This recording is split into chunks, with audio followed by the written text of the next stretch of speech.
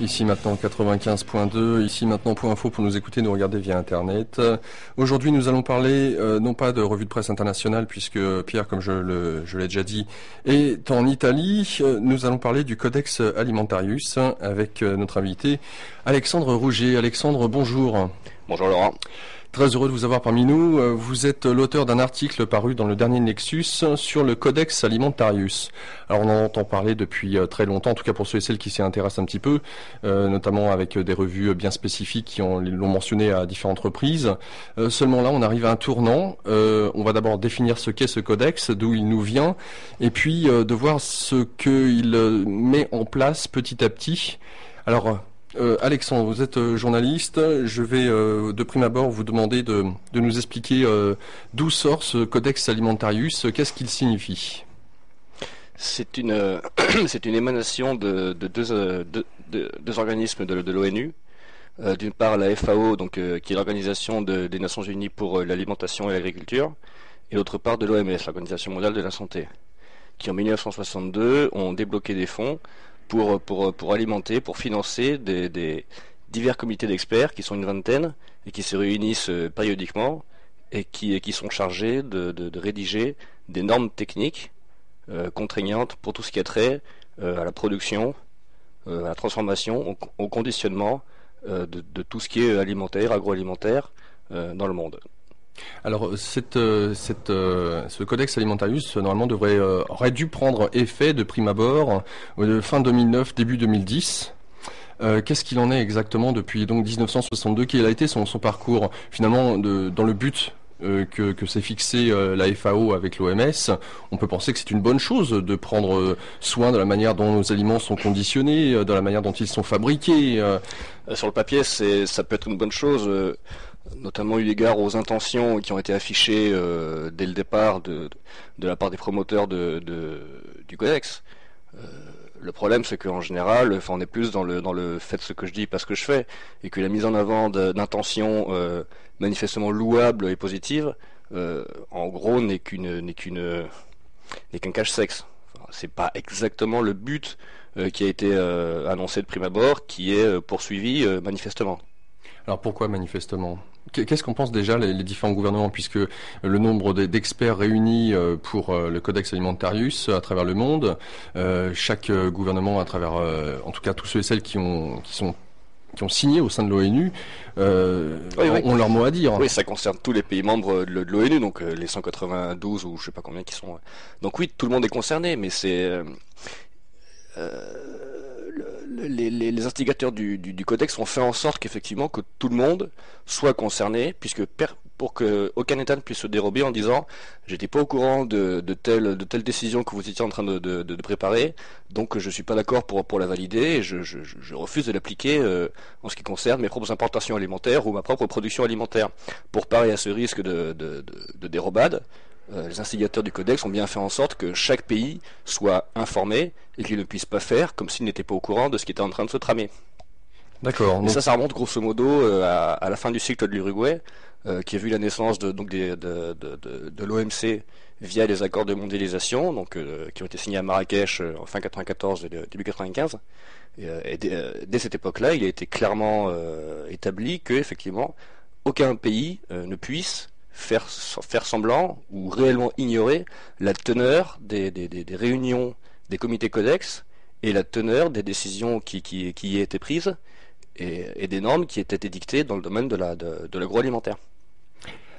Dès 1955, il y a eu la première conférence mixte, puisque en tout cas le Codex Alimentarius est financé dans une certaine mesure par la FAO, en grande majorité en tout cas, et puis une autre par l'OMS. Alors on pourrait se dire que le Codex est dépendant de ces deux organismes. Alors là aussi, qu'est-ce qu'il en est? Est-ce que c'est réellement tangible de ce côté-là ou pas, pour garantir l'indépendance de ce fameux Codex Alimentarius? Bah, là, on est face à un double paradoxe, c'est que l'indépendance, elle aurait dû être garantie par effectivement, enfin garantie, du moins au plan technique, par cette dépendance financière vis-à-vis de deux organismes qui, a priori, n'ont pas grand-chose à voir avec ce qui est normes techniques de production pure, hein, la taille des bananes, l'irradiation des aliments, ce genre de choses. On aurait plutôt pu penser a priori que l'OMS étant en charge de la santé, aurait plutôt émis des avis négatifs sur une décision comme l'irradiation des aliments ou sur la quantité d'additifs alimentaires ou d'aspartame dans les aliments. Vous voyez, des choses qui sont quand même assez élémentaires, sur lesquelles on dispose d'énormément de ressources, d'études. Bref, mais en fait c'est pas le cas, et on s'aperçoit, autre paradoxe, que contrairement à l'adage qui veut que qui paye décide, bien que l'OMS et la FAO allongent les ronds pour faire tourner cette boutique, et ben à la limite, la créature a un peu échappé à ses créateurs, et les experts qui composent les différents comités du codex qui délibèrent et qui édictent les normes techniques font ce qu'ils veulent. Oui, mais alors... Enfin, ils font ce qu'ils veulent. Encore une fois, c'est ce qui apparaît le manifeste. Après, si on gratte un peu et quand on se pose la bonne vieille question qui consiste à se demander à qui le crime profite, eh ben, les normes qui sont édictées puis imposées après par l'OMC vont assez manifestement dans le sens de l'industrie agroalimentaire. D'accord. Donc des experts, les fameux experts qui sont au sein de ce Codex Alimentarius. C'est la grande question. Alors, sont-ils indépendants là aussi, ou alors sont-ils plus ou moins liés à des firmes agroalimentaires? Tout laisse à croire qu'ils sont plus ou moins liés aux intérêts de l'industrie agroalimentaire. Alors, tout porte à croire, c'est en l'état actuel des choses indémontrable. Moi, la seule info que j'ai eue par rapport à ça, c'est un vieux monsieur qui est un grand juriste. Qui est un spécialisé dans le droit de la vigne et du vin, et qui en 84 il bossait au ministère de l'Agriculture, je crois, et il a été chargé de présider l'une des réunions la réunion de 84 d'un des comités Codex au nom de la France. Et dans ce cadre-là, on lui a soumis comme proposition, entre autres, l'irradiation des pommes de terre. Et lui, il connaissait ça ni d'Ève ni d'Adam, il en avait jamais entendu parler, il savait pas en quoi ça consistait, il n'en connaissait pas les implications éventuelles au plan sanitaire.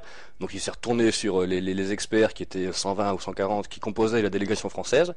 Toutes les délégations des gouvernements des pays représentés sont composées d'experts comme ça qui sont chargés de conseiller les représentants publics, les représentants de la nation en dernière instance. Et les experts ont dit à ce monsieur, ouais, il n'y a pas de souci, vous pouvez y aller, l'irradiation des patates, c'est pas un problème. Et vas-y.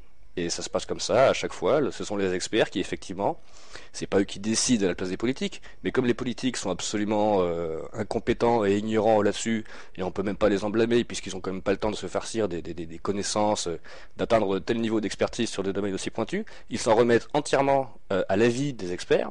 Mais bon, la consultation, l'arrivée entraîne des décisions dont après nous faisons les frais au plan gustatif évidemment, au plan du simple goût des aliments, mais au plan aussi sanitaire.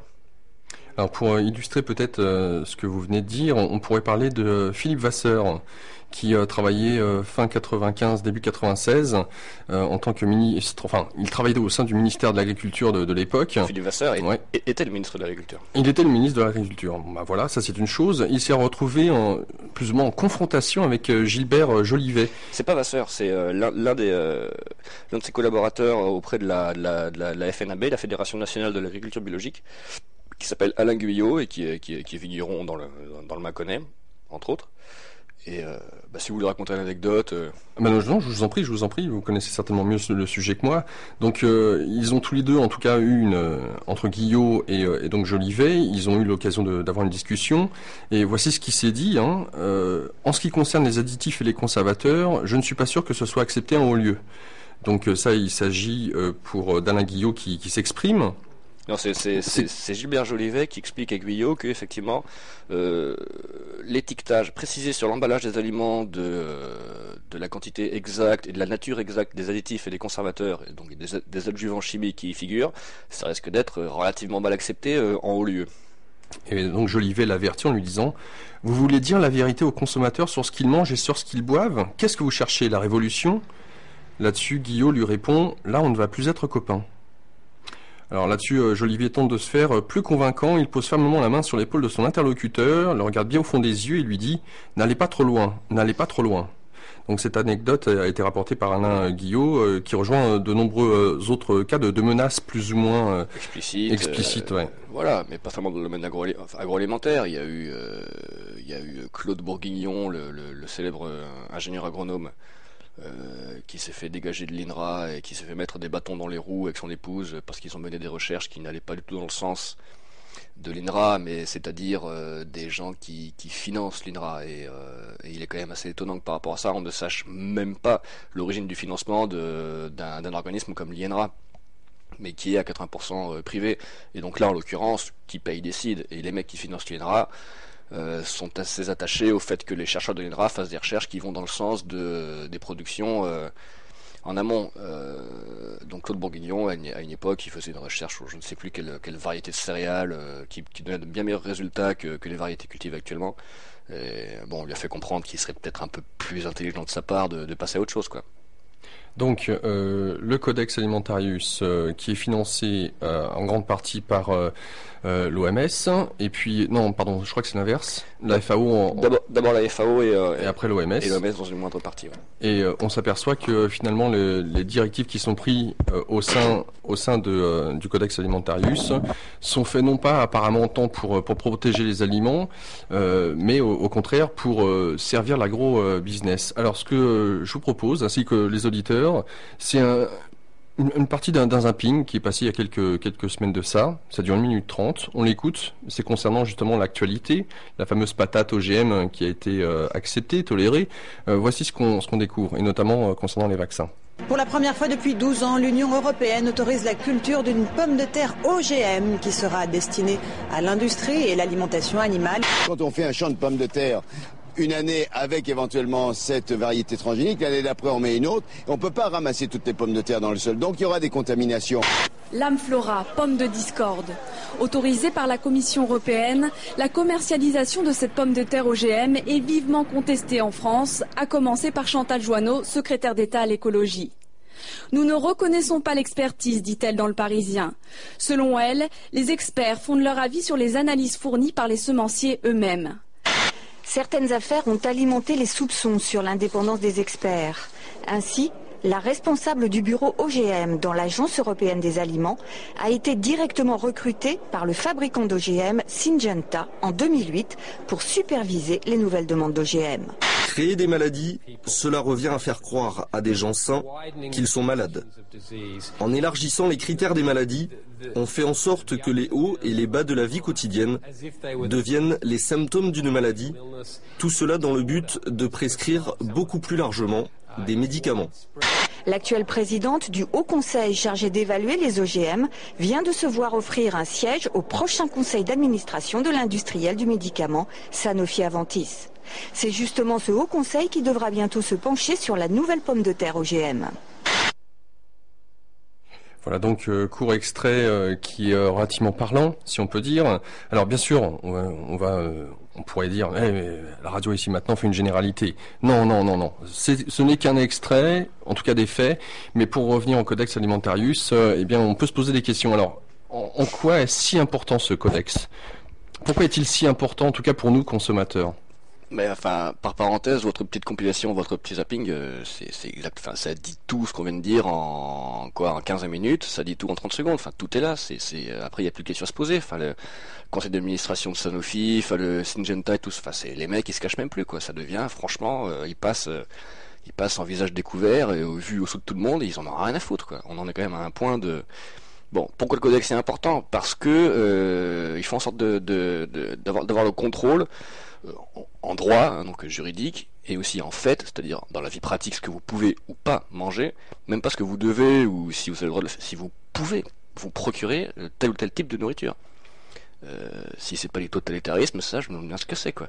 Les mecs, ils ont le contrôle absolu sur tout ce qu'on peut manger ou pas, entre le moment où on le fout, on plante une graine dans la terre, et le moment où on vous sert votre assiette au restaurant, quoi.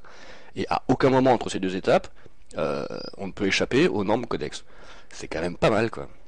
Alors, pour exemple, là où on pourrait penser que justement le Codex Alimentarius, vu son financement et ce pourquoi il a été créé, aurait tendance à protéger tout ce qui est tout ce qui a trait aux légumes, aux fruits sains, le plus Ils font en sorte biologique possible, pourrait-on dire. Alors là où quand on a parlé vaguement un tout petit peu de Sanofi et moi ça m'amène à une autre question qui me paraît assez importante, qui est le lien entre l'industrie agroalimentaire et l'industrie pharmaceutique. Quand vous dites qu'il devrait logiquement faire en sorte au niveau du codex de garantir la teneur nutritive, la qualité nutritive, la densité nutritionnelle des aliments, oui mais non, parce que s'ils font ça, on sera plus ou moins à peu près en bonne santé, donc beaucoup moins souvent malade, et ça va coûter des sous à l'industrie pharmaceutique, du point de vue de laquelle il faut quand même jamais oublier que le client idéal, c'est le mec qui est tout le temps malade, mais qui n'en crève jamais, quoi. Donc le but du jeu au niveau agroalimentaire, et c'est le rôle du codex, c'est de faire en sorte qu'on soit tellement mal nourri, dénutri comme disent les nutritionnistes, que le système immunitaire soit affaibli parce qu'on est carencé en sels minéraux, oligo-éléments, en vitamines, tout ce qui s'ensuit, qu'on s'est en plus chargé la mule à grands coups d'additifs chimiques, d'aspartame, j'en passe et des meilleurs. Donc le système immunitaire s'en ressent, on chope tout ce qui passe, les virus, les rhumes, ça dure longtemps, le corps est affaibli de manière générale, fatigue chronique et tout ce qui s'ensuit, et les mecs arrivent derrière à grand renfort de médicaments en nous disant bon ben voilà, vous avez tel symptôme, et ben achetez ci, consommez ça, prenez tel dose, parlez-en à votre médecin, et puis c'est super quoi, et la boucle est bouclée, et c'est ça qui se passe quoi. Et avoir la mainmise sur tout ce qui est alimentaire, c'est avoir le pouvoir réellement. Parce que faut bien se nourrir de toute façon au quotidien. Donc dès le moment où on a la mainmise sur la manière dont on cultive, ce qu'on doit décider pour nous, de ce qu'on doit avoir dans notre assiette, de ce qui est meilleur pour nous. C'est décider de notre état de santé, parce que ces fumiers-là sont en train d'appliquer un détournement total, une subversion totale du fameux mot d'Hippocrate qui disait « fais en sorte que ton aliment soit ton médicament ». Là, ils font en sorte que notre aliment soit un poison, à très petit feu, très petit feu, mais qui justifie derrière la consommation de médicaments qui eux n'ont rien de naturel et sont eux-mêmes pathogènes. Les maladies iatrogènes, c'est-à-dire dues à la consommation de médicaments plus ou moins adaptés, ça augmente dans tous les pays occidentaux d'année en année. Enfin, c'est du délire.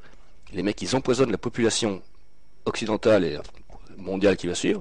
Ils empoisonnent les gens sciemment à petit feu pour faire du fric avec quoi. Enfin, c'est hallucinant quoi.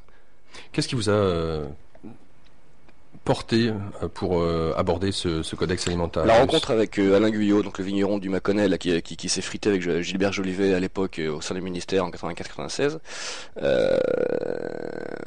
Guyot était tombé, je faisais un petit reportage dans le vignoble pour préparer un livre sur le vin qui est paru en septembre et où j'aborde aussi les problèmes de la chimie à la vigne, tout ce qui est biodynamie comme mode alternatif de culture, Bon. Guillaume m'avait aussi raconté ce truc rigolo qui, ça se situe aussi dans les couloirs du ministère. Il est tombé un jour sur un document à en tête de la commission de Bruxelles, dont l'un des chapitres avait pour titre l'éradication des petites exploitations familiales. La même chose se passe aux États-Unis depuis plus longtemps qu'en Europe, mais dans ce très large procès de mise en coupe réglée de la production alimentaire et de l'alimentation mondiale, l'une des étapes, en plus d'émettre des normes techniques, ça consiste aussi à avoir la mainmise sur les producteurs, les productions.